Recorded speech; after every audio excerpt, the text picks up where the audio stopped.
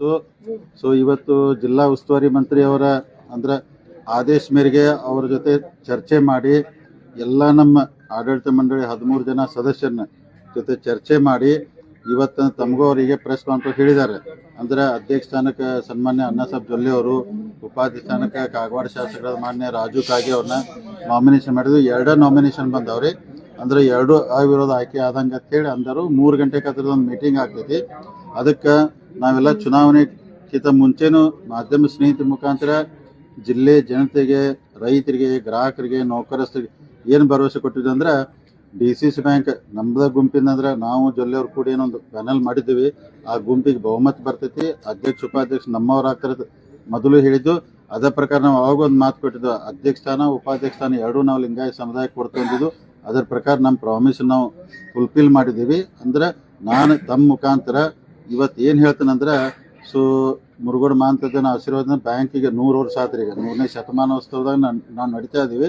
ಆದರೆ ದೇವ್ರ ಇಚ್ಛೆ ಪ್ರಕಾರ ದೇವ್ರು ಯಾವಾಗ ಒಳ್ಳೆಯವ್ರು ಬರಬೇಕು ಬ್ಯಾಂಕ್ ನಡಕ್ಕೆ. ಒಂದು ನಿಮ್ಗೆ ಉದಾಹರಣೆ ಹೇಳ್ತೀನಿ. 2004ರಾಗ ನಮ್ಮ ದೇಶಕ್ಕೆ ಅಚಾನಕ್ ಒಬ್ಬ world best economist prime minister ಆದ್ರೆ ಡಾಕ್ಟರ್ ಮನಮೋಹನ್ ಸಿಂಗ್. ಇವತ್ತು ನಮ್ಮ ಬ್ಯಾಂಕಿಗೆ ಬೆಸ್ಟ್ ಆರ್ಥಿಕ ತಜ್ಞರು, ಎಕನಾಮಿಸ್ಟ್ ಅಂತಂದ್ರು ತಪ್ಪಾಗ್ಲಿಕ್ಕಿಲ್ಲ. ಅಣ್ಣಾಸಾಹೇಬ್ ಜೊಲ್ಲೆ ಅವರಿಗೆ ಮುರುಗೋಡು ಮಾಂತದ್ದನ ಆಶೀರ್ವಾದದಿಂದ ಅಧ್ಯಕ್ಷ ಆಗುವಂಥ ಅವಕಾಶ ಸಿಕ್ತಂದ್ರೆ ಇಟ್ಟು ದಿವಸ ಎಲ್ಲರೂ ಬ್ಯಾಂಕ್ನಾಗ ಕೂತು ರಾಜಕಾರಣ ಮಾಡಿ ಬ್ಯಾಂಕ್ ನಡೆಸ್ತಿದ್ರು. ಆದರೆ ಇವತ್ತೊಬ್ರು ನಮಗಿಂತ ಅಧ್ಯಕ್ಷ ಸಿಕ್ಕಾರಲ್ಲ ರೀ. 5 ವರ್ಷೊಳಗೆ ಅಂದ್ರೆ ಇತರ ಚಿತ್ರ ಬದಲಾಗಿ, ಯಾಕಂದ್ರೆ ಹಣಕಾಸಿನ ಬಗ್ಗೆ, ಆರ್ಥಿಕ ಬಗ್ಗೆ ಸಿಕ್ಕಾಪಡೆ ಅನುಭವ ಇರೋದ್ರಿಂದ ಅಂಥ ಅಧ್ಯಕ್ಷ ಸಿಕ್ಕದ್ದು ನಮ್ಮೆಲ್ಲರೂ ಸೌಭಾಗ್ಯ ಮತ್ತು ನಮ್ಮ ರೈತರ ಸೌಭಾಗ್ಯ. ಒಳ್ಳೆಯ ದೃಷ್ಟಿಯಿಂದ ನಡ್ಸ್ಕೊಂಡು ಹೋಗುವಂಥ ಸಂಪೂರ್ಣವಾದಂಥ ಎಲ್ಲ ಭರವಸೆ ಐತಿ. ಅವ್ರ ಅಧ್ಯಕ್ಷರಾಗಿದ್ದರು. ಬ್ಯಾಂಕಿನ ಭಾಳ ಅದಕ್ಕೆ ನಾನು ತಮ್ಮ ಮುಖಾಂತರ ಜಿಲ್ಲೆ ರೈತರಿಗೆ, ಗ್ರಾಹಕರಿಗೆ, ನೌಕರ ಡಿಪಾಸಿಟ್ರಿಗೆ ಒಂದು ಮನವಿ ಮಾಡ್ತೀನಿ. ಯಾಕಂದ್ರೆ ಭಾಳ ಜನ ಎಲ್ಲ ವಾಟ್ಸಪ್ಪಲ್ಲಿ ಸುಮಾರು 1000 ಕೋಟಿ ಡಿಪಾಸಿಟ್ ವಿಡ್ರಾವಲ್ ಆಗೈತೆ ಅಂತೇಳಿ ಎಲ್ಲ ಪ್ರಚಾರ ಮಾಡ್ತಿದ್ರು. ತಮಗೆ ಹೇಳ್ತೀನಿ, ಪ್ರತಿ ವರ್ಷ ಬ್ಯಾಂಕಲ್ಲಿ ಈ ಟೈಮಲ್ಲಿ 700 ಕೋಟಿಯಿಂದ 800 ಕೋಟಿ ವಿಡ್ರಾ ಆಗ್ತಿತ್ತು. ಡಿಸೆಂಬರ್ನಿಂದ ಮಾರ್ಚ್ ಒಳಗೆ ಮತ್ತೆ ಜಮಾ ಆಗ್ತಿತ್ತು. ಈ ಸಲ ಒಂದು 300 ಕೋಟಿ ಜಾಸ್ತಿ ವಿಡ್ರಾ ಆಯಿತು ಡಿಪಾಸಿಟ್.